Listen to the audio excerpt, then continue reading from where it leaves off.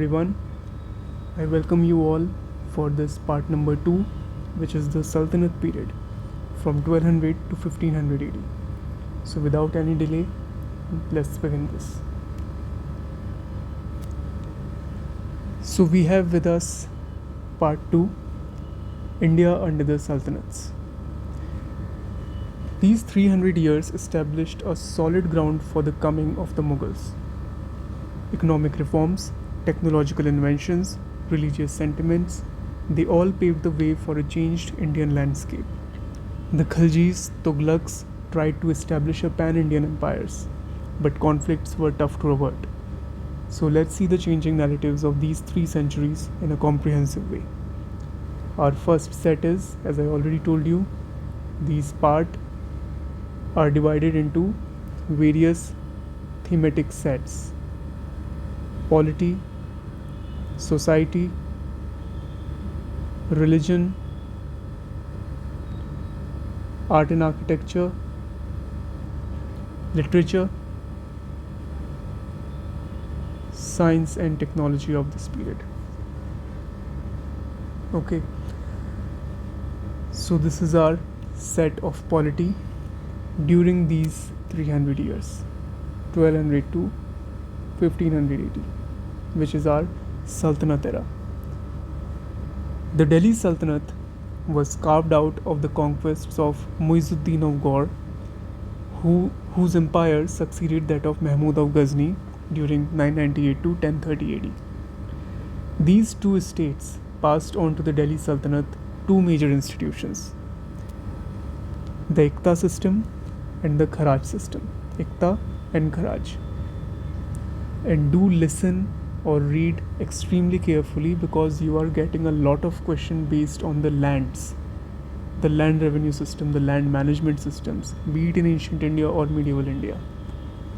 In medieval India, if you see all the PYQs from your compendium, you will be able to see a lot of question on Iqtas, Khalisas, Iqtadars, Zamindars, Balutedar, Mansabdar, like never-ending dars. Okay, so this is the Iqta system. It was the transferable territorial tax assignments and military charges. The Kharaj system, it was the tax rent system. We will see these in much detail ahead also. The sultans required the holders of Iqtas. They were called Mukti or Walis. Also the Iqtadars, but that term will become prevalent during the Mughal Empire period. Okay, for the era of Sultanate, Iqtas hold by whoever persons, so those persons were called Muktis or Wali. To maintain troops for royal service out of the tax collected by them, the sultans also demanded the payment into royal treasury of any surplus revenues, and surplus revenue called fawazil. Certain areas were retained by the sultans under their direct control, known as Khalisa. You already have this term asked as a previous year question. In the size of tax resources, degree of despotic centralization, and effectiveness of military power, the Sultanate was so different from the preceding polities of northern India that was the term feudal has usually been denied to it. Under Alauddin Khilji, who ruled from 1296 to 1316, Gujarat and central India were conquered. Thereafter, the large part of the Deccan in South India, embracing the kingdoms of the Yadavas of Devgiri in Maharashtra, the Kakatiyas of Warangal in Andhra, the Hoysalas of Dwarasamudra in Karnataka, and the Pandyas of the Madura, Tamil Nadu, was subjugated. The first real All India Empire after the Mauryas was thus created, the Khilji dynasties. The fiscal claims of hereditary intermediaries, now called the Chaudhries, and village headmen Khots were heavily curtailed. The area of direct control extended almost to the extreme southern point of the Indian peninsula under Ghiyasuddin Tughlaq from 1320 to 2024, his regnal years, and Muhammad Tughlaq 1324 to 51. The continuous pressure for large tax realization provoked a severe agrarian uprising, notably in the Doab near Delhi. These and an ensuing famine persuaded Muhammad Tughlaq to resort to a most interesting scheme of agricultural development in the Delhi area and the Doab based on the supply of credit to the peasants. In the closing years of Muhammad Tughlaq's reign, the political crisis intensified, with the military officers known as Amiran-e-Sada rebelling in many regions and the Sultanate beginning to break up. Malabar and Bengal separated first, and then the Vijayanagar Empire and the Bahmani Sultanate in 1347 in the peninsula established. Some stability witnessed during the reign of Firoz Shah Tughlaq around 1351-88, who gave substantial concessions to the nobility, making their territorial charges and offices particularly hereditary. However, this naturally paved the way for the breaking away of the provinces as independent kingdoms, for example Jaunpur, Gujarat, Malwa and Khandesh after his death. The process of disintegration was completed by the Central Asian conqueror Timur's devastating raid on Delhi. This has been asked in your chronology based question, when Timur invaded the Delhi. It's around 1400, 1398. With the passage of time, the Sayyid dynasty at Delhi gave place to the Lodhis during 1450s. But Babur's victory at Panipat in 1526 put an end to the Lodi dynasty and led to the creation of the great Mughal Empire, which of course we will see in the final part 3. Now, economy of these 300 years. Which 300 years? You know this. The establishment of the Delhi Sultanate was accompanied by important economic changes. One such change stemmed from the imposition of the cash nexus, that is, requiring the payment of land tax in money side by side with the raising of the rate of land tax to the level of rent. So tax almost became equal to your rent. This led to a considerable expansion of induced trade, by which food grains and other rural products were drawn to the towns. With this, a new phase of urban growth became possible. Delhi and Daulatabad, your Devgiri, rose in 14th century to be two of the great cities of the world. Vijayanagar was considered as large as Rome. In villages, the peasants were not really free from extra economic constraints. Despite the Mongol invasions, India's external trade, both overland and oceanic, grew considerably during this period.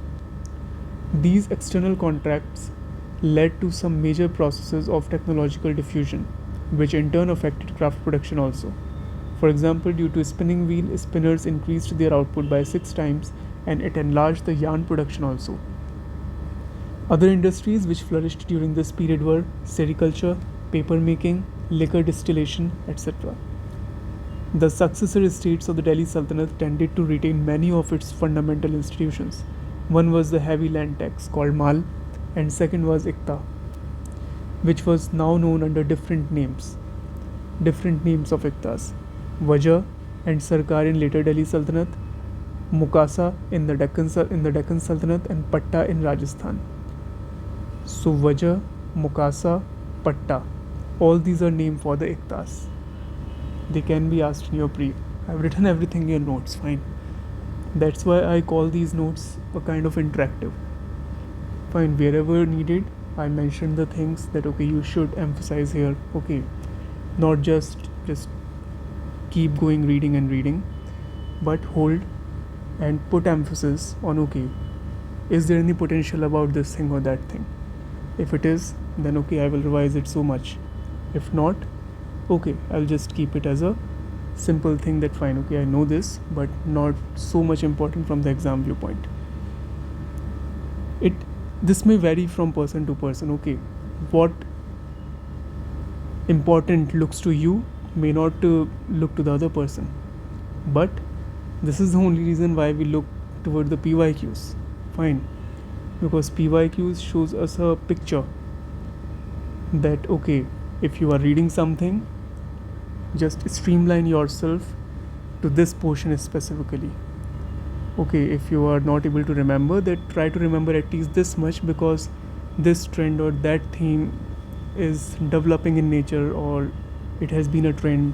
This can be asked in your near future questions also. Okay, so that's why keep underlining the things, keep making a box or circles in whatever kind of notes you read. For it applies to all subjects. But as always, I only recommend things to you only for the history, for nothing else. Anyway, Vijayanagar's Nayankara system, you have a previous year question on this, was modeled on the Ikta systems of the Sultanate. The king assigned his taxation rights to the Nayakas, who were military captains, who were Nayakas in Vijayanagar Empire. I have created a separate theme set number 7 on the Vijayanagar Empire, because that's the favorite of everyone. And if I say out of 17 previous year questions, 11 are from 2021 to 2024. So you can estimate the importance of this particular empire in the eyes of UPSC. Okay, just go through that theme set number 7 in your PYQs compendium and try to answer each and every question. I hope they will be simple for you, because by now you are very well versed with the Vijayanagar Empire also. But whatever the unconventional aspects are there, we are going to cover all of them here. So the Ikta's system was established parallel to the Sultanate type. Okay. So the king assigned his taxation right to the Nayakas, who were military captains as well as local administrators. The foundations of the financial strength of the Vijayanagar Empire lay in the heavy land tax. There is another question, the previous year question of course, on the Krishnadev Raya and his taxation system. Fine. Coming to set number 3, society of this period. Slavery stage. The economic developments had a reverse side too, which impacted the society of this time. Though slavery already existed in India, but probably the scale of enslavement grew substantially in these centuries. We are getting a lot of questions on slavery. You know this. What Arthashastra's take on the slavery? Fine. What was the words, the vishti, the terms used in the Gupta era, the forced labor things? So I hope you are getting me what I am talking about. Hence, slavery of this period is also important. So the trend is simply they can give you the system of slavery declined during the Sultanate era. No, it grew substantially in these centuries as slaves were captured both in the war and in lieu of the unpaid taxes. They were put to work in both domestic service and the crafts.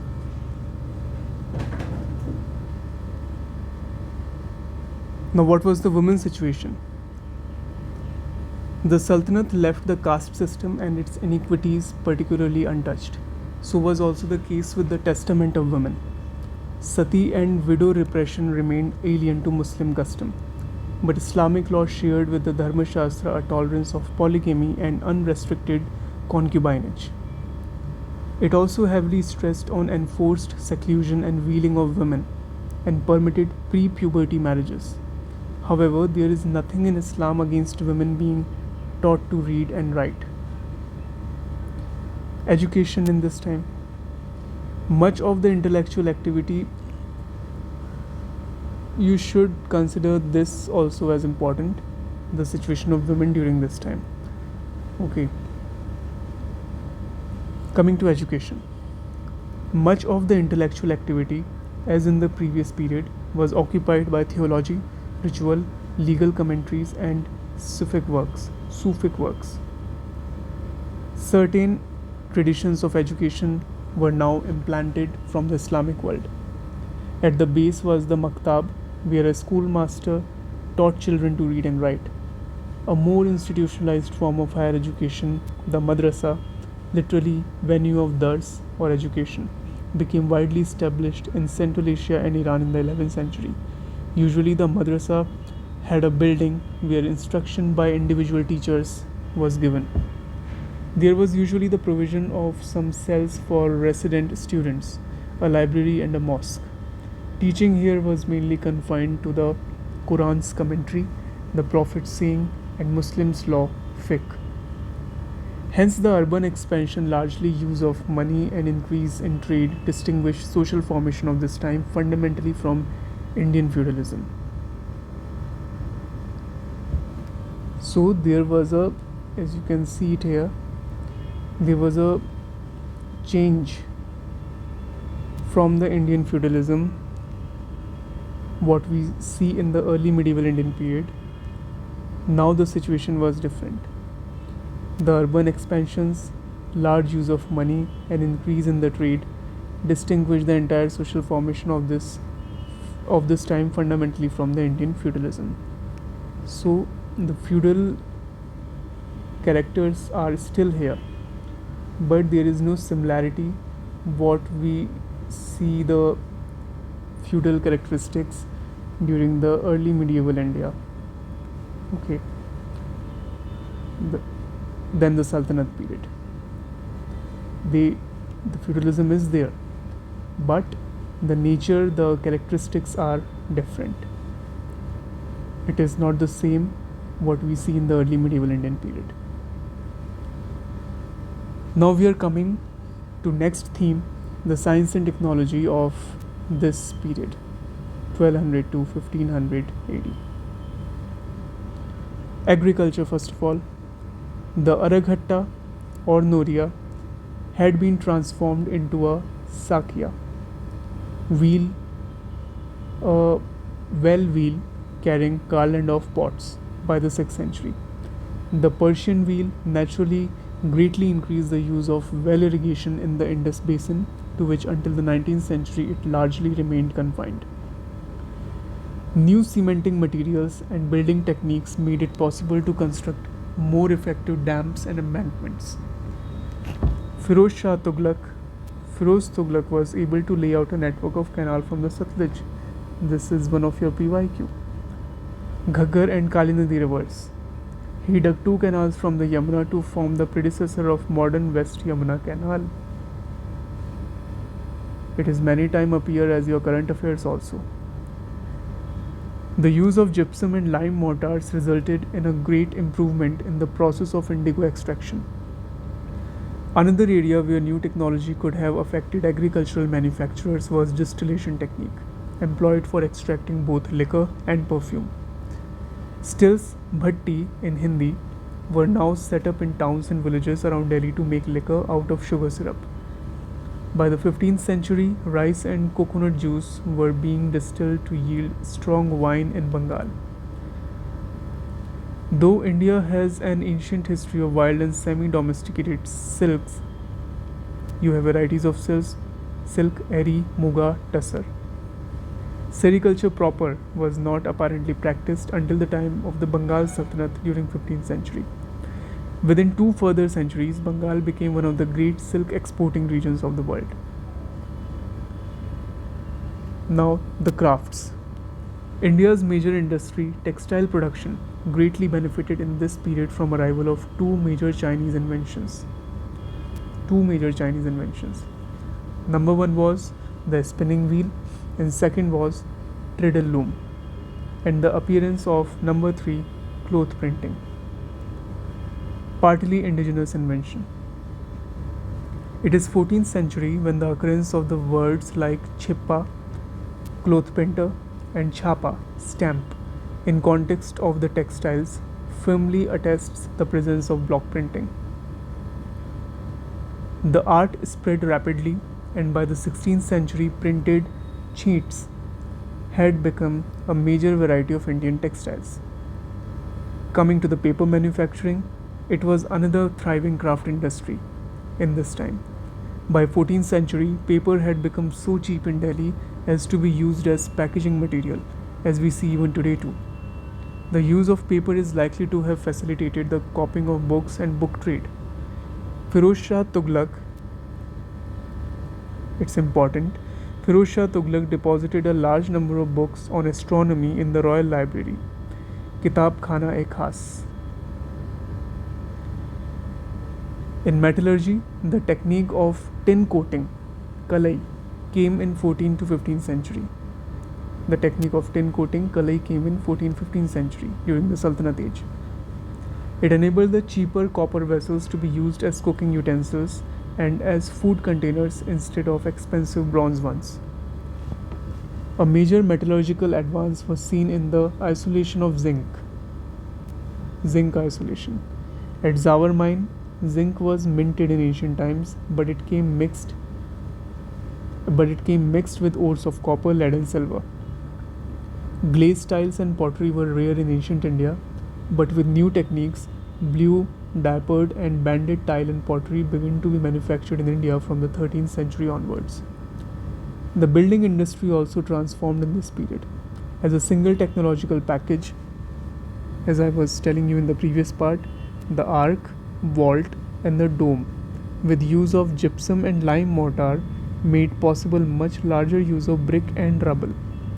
This changed not only monumental structures but also middle-class town housing and marketplaces. If we see the military technology, the 3 cavalry equipages which we have seen in early medieval period begin to be adopted in the peninsula now.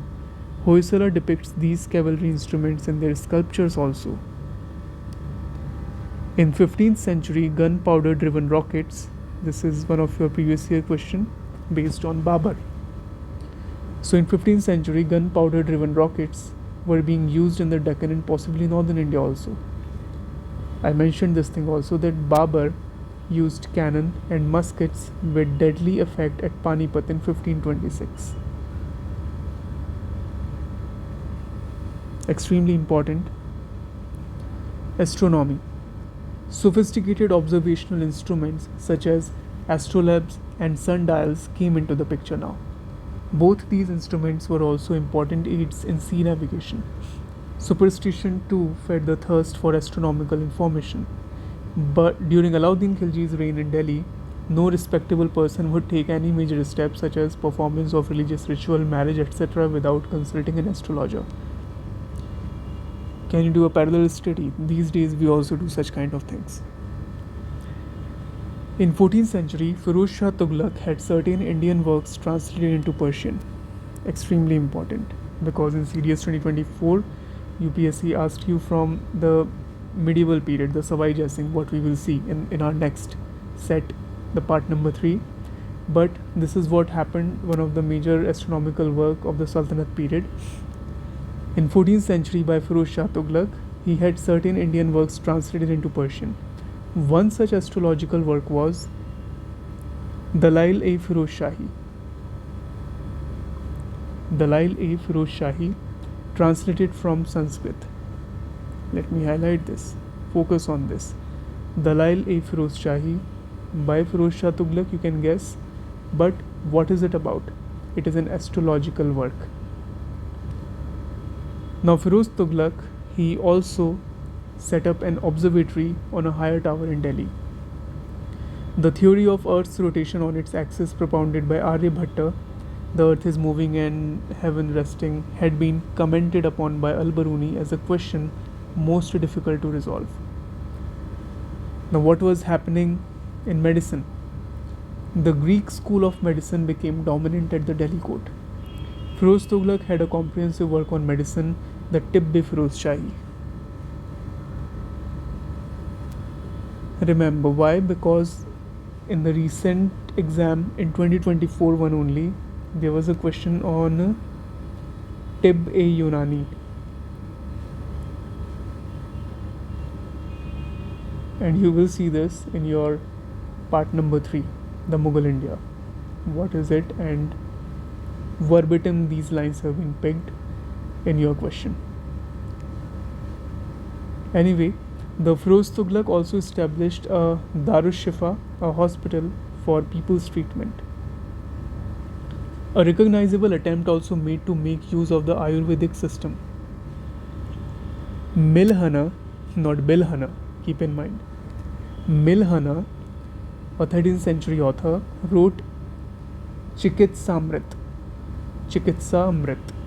a Sanskrit work on Ayurvedic therapeutics. Muhammad Khalji ordered that medicines should be procured as were prescribed by both Islamic and Brahmanical physicians. In 15th century, a work by Vagbhat was translated into Persian by Muhammad Asfi. In 1512, Mia Bhuva wrote Madanush Shifa-e Sikandar Shahi in Persian, a compilation based on all major Ayurvedic texts in the Sanskrit. Important work, important person. Mia Bhuva wrote Madanush Shifa-e Sikandar Shahi. What was it? A compilation based on all major Ayurvedic texts in the Sanskrit, like of Sushrut and Charaka. I'm highlighting this. Madanush Shifa-e Sikandar Shahi.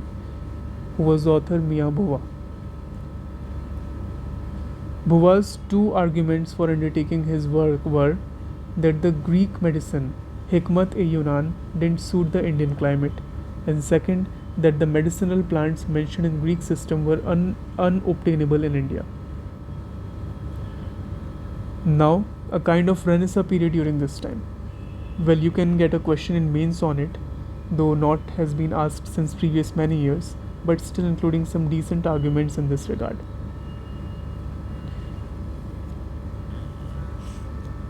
Renaissance was a kind of tussle between status quoists, religious dictates like churches, ulemas, priests, and so on, and the rational thinkers, science geeks, physicians, artists, etc. This scenario has been witnessed during these 300 years also in India, and around the same time it was gaining strength in Europe also. So keeping this in mind, read just this for your exam. And this is, I have written this thing basically from your mains perspective, but just read it once. There was rationality and criticality in Al-Biruni's work in 11th century, but by 13th century a transformation took place within Islam, whereby rationalism and science began to attract hostility. Access to the massive richness of the Arabic sciences was now achieved, but under increasing intellectual and religious constraints. The historian Barni criticized Muhammad bin Tughlaq for holding the products of reason called Maqul to be superior to the dictates of the sacred texts Manqulat, and for keeping company with scientists and philosophers. Keep this in mind that Barni criticized Muhammad bin Tughlaq for holding the products of reason to be superior to the dictates of the sacred texts and for keeping company with scientists and philosophers. Hence, it's not surprising that little fundamental or original work in science was produced in India during the 13th-14th century. Now, religion. What was happening in this particular domain in these years? Conversions in large numbers seems to have occurred fairly in eastern Bengal, probably in the 14th-15th centuries. One large source of converts was the class of war captives and enslaved persons. The bulk of such slaves were naturally domestic servants and laborers. There were free persons also who converted. The immigrants, not only of Turks and Iranians, but also and mainly of Muslims native to the Punjabs and then Afghanistan, also added continuously to the numbers of Muslims in other parts of the subcontinent. Sufism. Within Sufism, the increasing authority assigned to the Sheikh or Pir over his disciples led to the formation of various silsilas, chains, or orders among the Sufis. The Khanqa or hospice was a center of Sufic activity.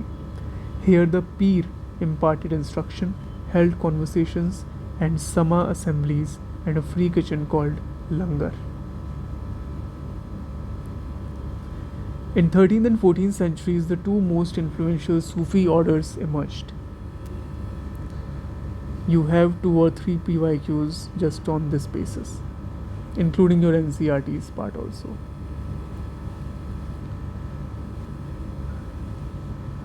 Surahavardi order at Multan.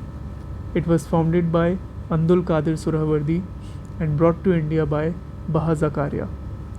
Famous saints of this Surahavardi order were Hamid Nagori, Sadr Arif. Chishti order at Delhi. It was founded by Khwaja Abu Ishq and brought to India by Khwaja Muinuddin Hasan Chishti. And you have his dargah in Ajmer. Famous saints: Nizamuddin Aulia, Ajmer Dargah. Khwaja Muinuddin Hasan Chishti. Famous saints of this Chishti order were Nizamuddin Aulia, Chirag Dilli, Farid Masood Gunshikar. Sufism began to turn pantheistic, toleration of worship of all gods, only when ideas of Ibn al-Arabi began to exert their influence, first through Persian poetry of Rumi and Jami, and later through the endeavors within India of Ashraf Jahangir Simnani, 15th century. This wave of qualified pantheism should have begun to dominate Indian Islamic thought about the same time that the pantheism of Shankaracharya's Vedanta was attaining increasing influence within Brahmanical thought. Now, an important aspect of Islam in India was its very early acceptance of a long-term coexistence with Hinduism, despite all the violence that occurred in military campaigns. Muhammad Gaur had on some of his gold coins stamped images of goddess Lakshmi. Muhammad Gaur stamped image of goddess Lakshmi on some of his coins. Under sultans, Muslims dominated the upper levels of nobility, and sections of people such as Brahmin grant holders naturally suffered when, after the annexion of an area to the Sultanate, their tax exemptions were taken away. Yet the rural potentates remained mostly Hindu, and in the 14th century, Hindus began to be appointed as the Sultan's governors and commanders. Many temples were indeed desecrated and destroyed. Especially such things won't be asked in your exams, but just think about it. There was the things from both the sides, construction as well as the destruction too, not just the destruction. What is told to us many times throughout is a part of popular narrative. Historically and academically, this was not the case. This is just the few things which I've included in your notes, but if you will get a time to read this book in completely, or there are many books like that, you will observe the same scenario. It was all like a part of a war campaign. Not always there was destruction of sacred places, be it a mosque, be it a temple. Now many temples were indeed desecrated and destroyed, especially during military campaigns, but many continued to be built, some with official patronage also. We will see this now in our next theme set of this part 2 in the section of art. Muslims served as officers and soldiers in the Vijayanagar Empire, and when Rana Kumbha built his famous Vijay Stambh, let me tell you, you have a very good previous year questions in 2024 based on the Rana Kumbha's literary merits and his architectural marvels. A 3-statement based question appeared in CDS exam. If you can see it, just go through that question and try to solve it. And if you just eliminate the one statement that Rana Kumbha, because what's given in one of its statement is Rana Kumbha built a Kirti Stambh to celebrate the victory over Gujarat. This was your statement. But that statement is wrong, because Kirti Stambh is not built by Rana Kumbha. It was the Vijay Stambh what he built to celebrate his victory over the Gujarat. And he built it at Chittor. He took care to have the sculpted Hindu pantheon of deities surmounted by the name Allah carved many times in excellent Arabic calligraphy. Even this harmonious attitude was reciprocated by Muslims too towards the Hindus. So this is an important paragraph. Hinduism now. The presence of Islam did not help to create a monotheistic trend in Hinduism. The transformation of the massive Brahmanical tradition in Hinduism as a single broadly identifiable faith was largely on its own terms. In 13th century, The Veershaiva or the Lingayat sect of Karnataka. You have 2-3 previous year questions on this. Entered history with Basava in 1125 AD. In his system, there is only one god, Parashiva. Caste discrimination are denied, women given a better status, and Brahmins no longer monopolized priesthood. A parallel but less organized trend was visible in Tamil Nadu in the compositions of the Siddhars, who sang in Tamil of one god. Two figures played a part in transmitting the southern bhakti and monotheism to northern India. One was Namdev. You have a very beautiful question on Namdev of 1930 of Maharashtra. He opposed image worship and caste distinctions. Second was Ramanand, a Brahman follower of Ramanuja, preaching at Varanasi, and he was the first sent to preach in Hindi. You have a question on Namdev also, you have question on Ramanand also, and you have question on Basav also. Another sect which grew in influence in this period was that of the Siddhanatha tradition. You have a question on this too. It combined various Shaivite, Shaktic and yogic beliefs in a kind of tantric mysticism. Now, literature of this period. Sanskrit literature. The establishment of the sultanates did not materially affect Sanskrit literature. Sanskrit inscriptions continued to be set up. The general trend in Sanskrit was now scholastic rather than creative, and the major accomplishments were in the field of religion and law, as in the works of Madhav, Sarvadarshan Sangraha and Vachaspati Vivad Chintamani.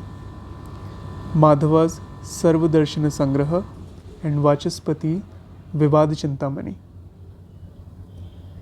The influence of Arabic and Persian was as yet little felt, though in the late 15th century, Shrivara in his Katha Kautuka put the love story of Yusuf and Zulaikha in form of Sanskrit love lyric. This was composed under the patronage of Kashmir Sultan Zainul Abdin during 1420s, under whom Bhatta Vattara took Firdausi's Shahnama as model for composing Zain Vilas, a very important document if I consider. A history of the rulers of Kashmir. Jona Raja and then Shrivara continued Kalhana's Rajatrangini. You can get a question like this. Suppose two statements are there. Consider the statements about Rajatrangini. Basically, it was written by Kalhana. Jona Raja and Shrivara also wrote Rajatrangini as contributors.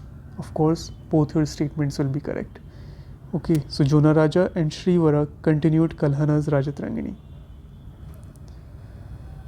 What about the Persian literature now? Persian literature came to India with its classic forms of poetry and tradition of prose already well formed. India, however, also made important contributions to Persian literature. The major figure, extremely important, I don't know why, like Zijje Muhammad Shahi, what you will see in your video discussion number 3 on the Mughal Empire. Likewise, I also consider this Panchganj as extremely important for your exam. So the major figure in Persian poetry was Amir Khusro. He was of Turkish origin and practically India's first patriotic poet. He wrote 5 romances known as Panchganj and a historical romance called Deval Rani Khizr Khani. A very beautiful name. Deval Rani Khizr Khani. His prose works include Khazainul Futuh and Nuh Sipir, containing respectively the annals of Alauddin Khilji and Kutubuddin Mubarak Khilji. In Nur Sipir, he talks about climate of India, languages, art, music and animals. Don't get surprised if UPSC frame verbatim statements from this paragraph and put a question in front of you on 16th June. Amir Hassan was Khusro's contemporary. He also wrote sparingly but very beautifully. His famous work is Fawaidul Fawad. Amir Hassan, Fawaidul Fawad. This you must remember. The Amir Khusro's work. If these you two can remember, nothing is better than that. Zia Barni was a historian of that period, and his Tarikh-e-Firoz Shahi, you have a question on Tarikh-e-Firoz Shahi in the context of your ancient Indian notes also. I will tell you why and where. Ziauddin Barni was a historian of that period, and his Tarikh-e-Firoz Shahi shows a writing which is controlled and carefully arranged. His work, another work is Fatwa-e-Jahandari.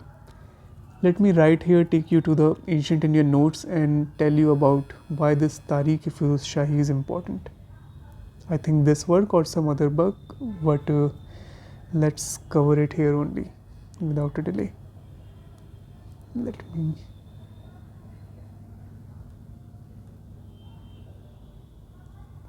yes, these are your notes. If I consider, it is basically based on the translocation of your Ashokan pillar from Topra to Delhi and Haryana. Where it is, let me search it fast. The term Topra, and that's mentioned in your box of Upinder Singhs. Yes, here we go. And you have a question on this. Let's cover it here. Transportation of Ashokan pillar to Delhi. Okay, it's very interesting. You all know Firoz Shah Kotla in Delhi, that cricket stadium, and Delhi University North Campus. So what happened actually, Firoz Shah Tughlaq was once wandering near Topra, that's a place in Haryana, and the Meerut, UP, this region, suppose, okay, in North India. He was traveling. He noticed Ashokan pillars at both the places, at Topra as well as at Meerut. Obviously, he didn't knew they are of Ashoka. He liked those two pillars, so wanted to pick them up and shift it to his capital Delhi. With the help of local people of both places, he managed to float both pillars via Yamuna river. Yes, that's true. And what I was saying, the 14th century Tarikh-e-Firoz Shahi by Shams Siraj Afif gives an account of the columns today known as the Delhi Topra and Delhi Meerut pillars. Tarikh-e-Firoz Shahi. There is mention of the translocation of Ashokan pillars. The pillar installed in the Sultan's palace at Firozabad, your modern Firoz Shah Kotla Stadium, came to be known as the Minar-e-Zareen or the Golden Column. A manuscript of an anonymous work called the Sirat-e-Firoz Shahi has painted illustrations of, remember this thing, an anonymous work, no one knows who is the author of this work, called Sirat-e-Firoz Shahi, has painted illustrations of the moving of the Topra pillar and its installation in its new home in Delhi. And one of its illustrations look like this. This is your water of Yamuna river, this is your ship, and this is your pillar, mounted like this and getting translocated from the Topra to Delhi. One another pillar, Allahabad Kosam pillar, referred to the Mahamattas of Kaushambi, suggests it was brought to Allahabad from that place. Apart from the Schism Edict of Ashoka, it has the famous Allahabad Prashasti of Samudragupta. It also has an inscription giving the genealogy of Jahangir. This is very important. Some unbelievable instances are also that these Ashokan pillars somewhere even worshipped as Shivalinga and even attached with Mahabharata's Pandavas in the sense of Bhim ka Danda or Bhim ki Lat, Bhima's stick or pillar. So this was a kind of a very important box mentioned in the Upinder Singh, and this is how I covered it in your notes of ancient India. So there was a quite connectivity of your medieval Indian notes and ancient Indian notes too. So let us get back to the medieval Indian part.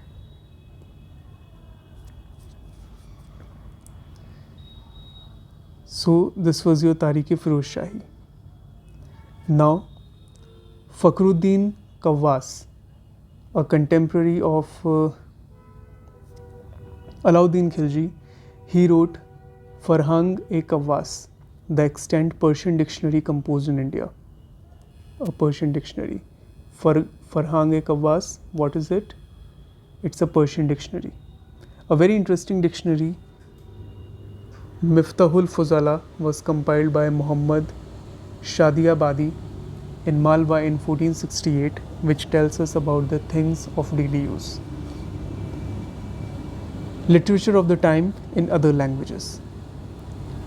The same period saw the gradual disappearance of literature in Upper Brahmsha. A gradual disappearance of literature in Upper Brahmsha, not increase. Two major works composed in it are notable. First is Sandesh, what is it? Sandesharsak, Sandesh Arasak. It's like Sandesh Arsak. 12th century by Abdur Rahman. It's a love story. And Dravya Pariksha by Thakur Feru. He was a mint master under Mubarak Shah Khilji. In this work, he talks about the coinage. You can get this thing. He talks about the coinage. Who? Thakur Feru. It's a Khilji dynasty work. It is an important work which is also used as a source for the economic history of this period. Among the Indian regional literatures that emerged during this period, the earliest literary works are usually religious songs or secular ballads. In Gujarati, the ballads took a developed form from Vajrasena, and Narsimha Mehta composed devotional lyrics addressed to the Krishna. In Rajasthan, the Prithviraj Raso, you have a previous year question on Chandrapartai. Prithviraj Raso, one of the most celebrated work on Prithviraj Chauhan. So it's about Prithviraj Chauhan and his wars with Muhammad Ghori, that your Tarain battles. The Dravidian languages literature were generally mature than their North Indian counterparts. Of the Ramayana, Kamban composed the Tamil version in the 11th century. In Telugu, Nanniya had begun a version of the Mahabharata in the 11th century.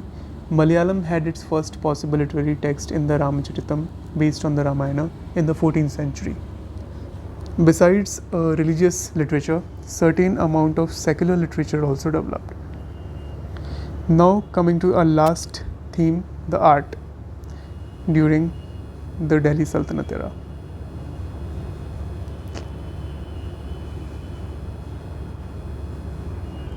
Architecture.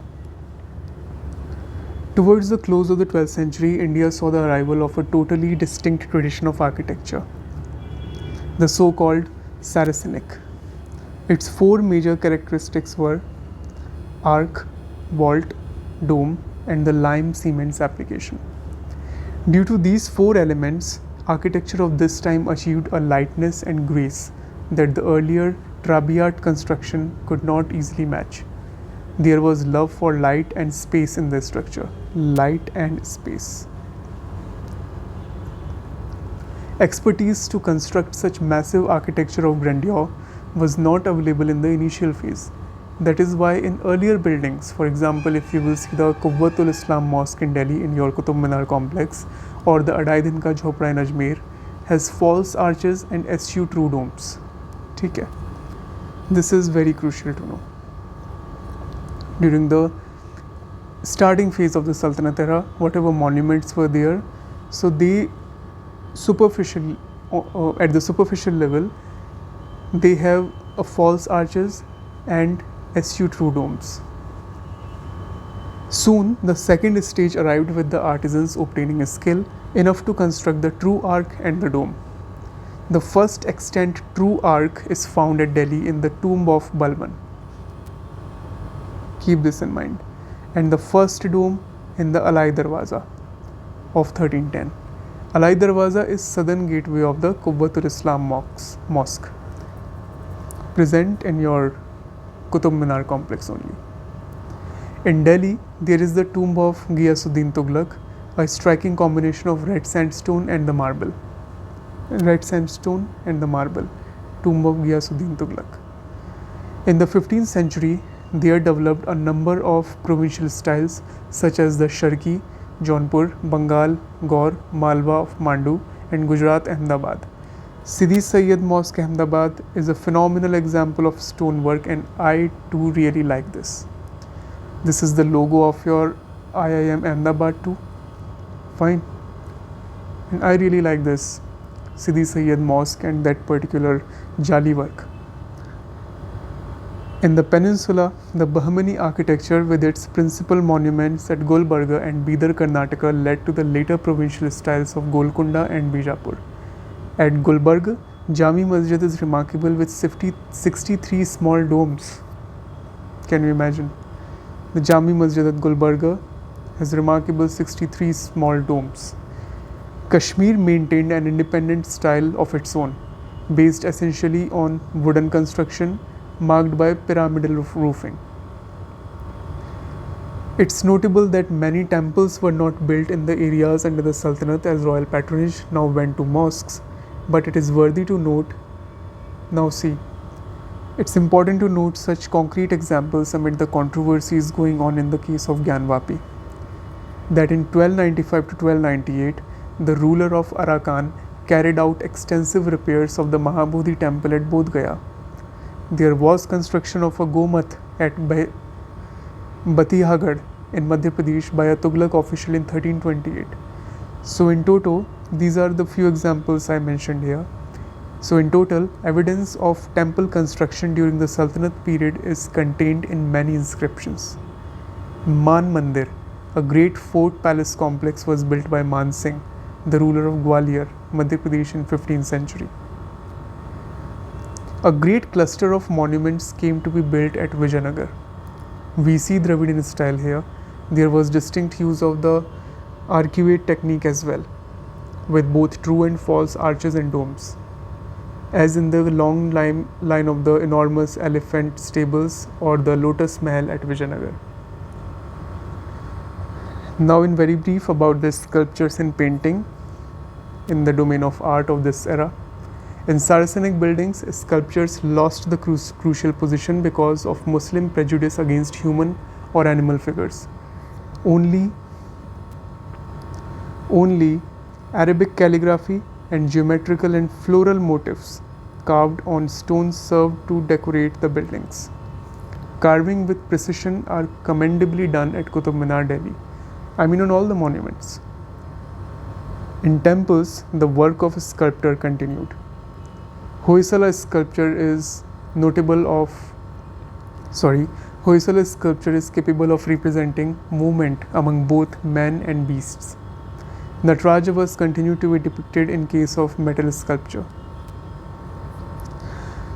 Muslim attitude towards painting was less strict than towards the sculptures. A recognizable school developed in Malwa, where manuscripts, including that of the dictionary Miftahul Fuzala, were profusely illustrated. Miniature painting schools continued in Gujarat, Rajasthan, where it can be seen in Jain book illustrations. Now at last, the music and dance. Very short, just important thing. Under court patronage works, Persian works on rules and terminology of Indian music has been written. One such work is Ghunayatul Munya, composed in 1374 with citations from a number of Sanskrit authorities.